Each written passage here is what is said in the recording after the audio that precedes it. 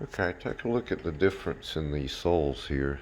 These are seed starting mixes.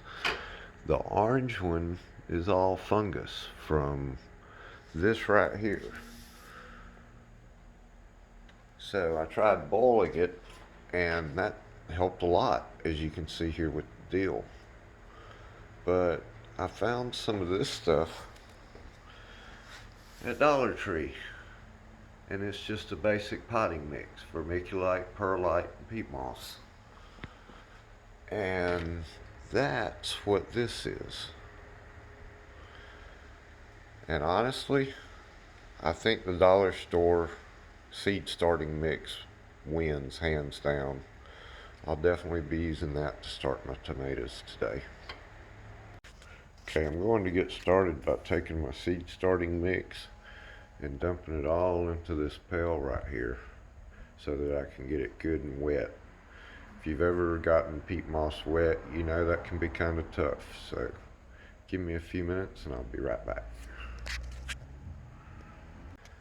Just to show y'all a comparison between the two, the Miracle Grow is this darker, little denser, finer ground than the peat that's in the seed starting mix from American Seed Company that I got at Dollar Tree.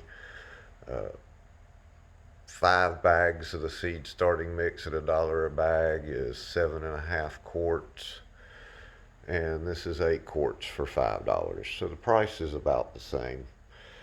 But after seeing the fungus growth without the boiling treatment, I'm going to go with the Dollar Tree stuff for my plants. Okay, out here by the garden hose on a pretty warm day for January in Georgia. I'm going to see about wetting this thing down. You see I got a garden filter, hose filter there. Not sure I trust the water here too much. And you can see peat moss just don't like to mix with water that well until you give it a little bit of a hand. So this will take a few minutes. Be right back. Alright, I think I got it mixed to a pretty good texture now. To a pretty good dampness, moistness, whatever you want to call it. Maybe a little bit too much water. I could add a little bit more of the peat moss into it. But I think I'm just going to let it sit out here for a few minutes in the sun and the wind, and it'll dry just a little bit, and then it'll be ready to put into the cells for the tomato seeds. Okay, got the dirt all ready. It looks pretty good. That's what I like to see. It's just still a little bit of dry particles in there, but really good and damp without being too wet. And that looks like something good to start some seeds in. And I like starting these trays like this here. I like the individual cells, little 2x2 cube. I can put it wherever I want to. Each one's got its own cell. And let me get them filled with dirt. Well, that went a lot faster than I expected. Doing the last one now. I think they look pretty good with that fresh seed starting soil. I like to make sure that it's packed in there pretty good. You don't want any air holes in there. Made that mistake before. The roots don't like to grow through air. Alright. I think from here I'm going to put in something to remind me of what I'm planting where, and poke some holes in the dirt. Okay, I've poked some holes and I'm ready to plant. I already put some labels up. The Mountain Vineyard tomato from Haas Tools only comes 10 seeds to a pack for $5. So that one is going to only get 1 seed per cell. So I made one little divot in the middle of the cell. All the rest I'll be planting 2 per cell. I'm also planting the Celebrity tomato from Haas Tools. Rutgers heirloom style old-fashioned tomato. Aroma from Little Shop of Seeds. Black Creme tomato from Haas Tools, one of the 3 heirlooms. Cherokee purple tomato and a chocolate striped tomato. And I'm going to put those in the dirt, and I'll see you shortly. Alright, all the seeds are in the cells. I'm going to give them a little spray of water over the top to make sure they're good and pretty wet, but not too wet. You don't want to turn it into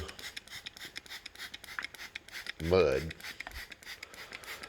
So let's get those good and wet. I'm going to put them up here on the heating mat, where I currently have some peppers and a few other things. See if I can get this down with one hand.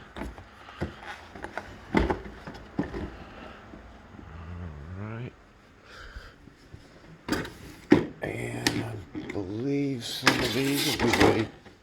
I believe the cherries, tomatoes might be ready to go under the light, but the rest, they need to stay on the heat mat. So I'm going to be putting this lavender, which seems to take forever to germinate, into the tray with the tomatoes,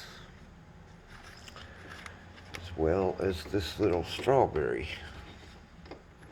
That's the little strawberry kit from Dollar Tree. Costs $1. It comes with a little tape of strawberries, and you can see they're starting to peak up there today after only 10 days. Not bad. Okay, and these will find a home up here under the grow light, since they're starting to sprout, and they'll join the rest of these. In the meantime, these guys get dusting of water again.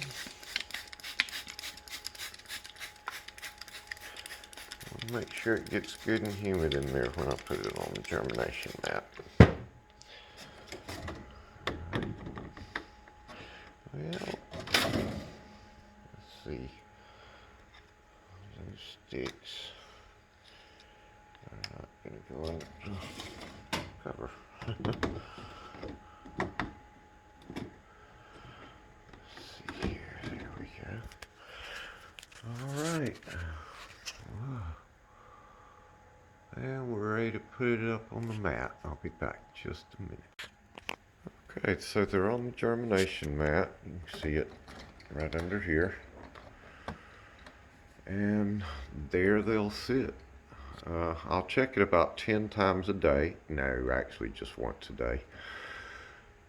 Well, so I say. Now I have a little light there, but that's just for my benefit so I can see in there. And it also has a little bug light, which helps out at night and attracts some of the bugs away from the plants down here in the grow area. And I got a little heater there for keeping them warm. It doesn't get too cold. Probably doesn't get below 50 in this garage even at the coldest day. Got turnips and potatoes in the grow bags there. Take them in and out on that little wagon. And that's it for today's work. I'll see y'all soon to plant my single seed challenge. Thanks for watching.